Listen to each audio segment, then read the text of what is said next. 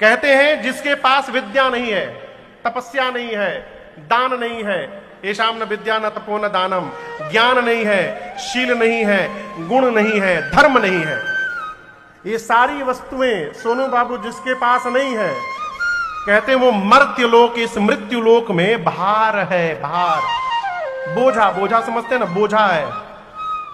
जो आदमी घर में कोई काम नहीं करता ना, तो घर वाले कहते तुम तो भार बने हो घर के ऊपर।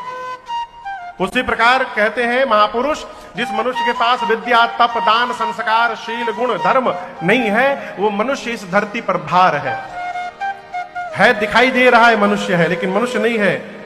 मनुष्य रूपेण मृगाश्चरन्ति, वो मनुष्य के रूप में पशु बन के जी रहा है, वो पशुवत जी रहा है, कोई मतलब नहीं। आप कभी विचार करिएगा, आप लोग सब लोग नौकरी व्यापार करते हैं ना, नहीं करते हो तो खेत में काम करते होंगे, करते हैं ना। हम भी कथा गाते हैं, काम ही कर रहे हैं। क्यों कर रहे हैं? पेट के लिए।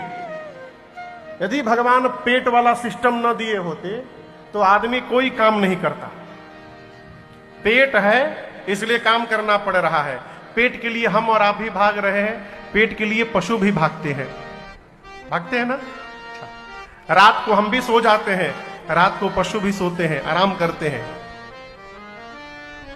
हमको भी भय लगता है, उन पशुओं को भी भय लगता है। आहार, निद्रा, भय, मैथुन है। हम भी सांसारिक सुख लेते हैं, वो पशु भी सांसारिक सुख लेते हैं। इस मामले में वो हमसे तनिक श्रेष्ठ है, वो अपने ऋतु में ही लेते हैं। मनुष्य का तो भगवान मालिक है। हम भी डरते हैं, पशु भी डरते हैं। हम भी पेट के लिए दौड़ते हैं, पशु भी दौड़ते हैं। हम भी सोते हैं, पशु भी सोते हैं। हम भी संसार का सुख लेते हैं, पशु भी लेते हैं। यदि वो सारा काम जो पशु करते हैं उतना ही काम हम भी कर रहे हैं, कभी अकेले में सोचिएगा उस 4 पांव वाले पशु में और 2 टांग के हम इंसान में क्या अंतर है? क्या अंतर है? हम तो पशु की तरह जी रहे हैं। अंतर क्या है महाराज? ये जो धर्म है, ये धर्म ही हमको पशु से मानव की ओर लेके जाता है। यदि हमारे जीवन में धर्म आ गया तो हम पशुवत से उठकर मानवता की ओर बढ़ जाते हैं, और यदि धर्म समाप्त हो गया तो मानव के शरीर में भी पशु बन के जी रहे हैं। ये मूल अंतर है। इसलिए धर्म आचरण करिए, कुछ भी हो जाए धर्म से अलग न हुआ जाए।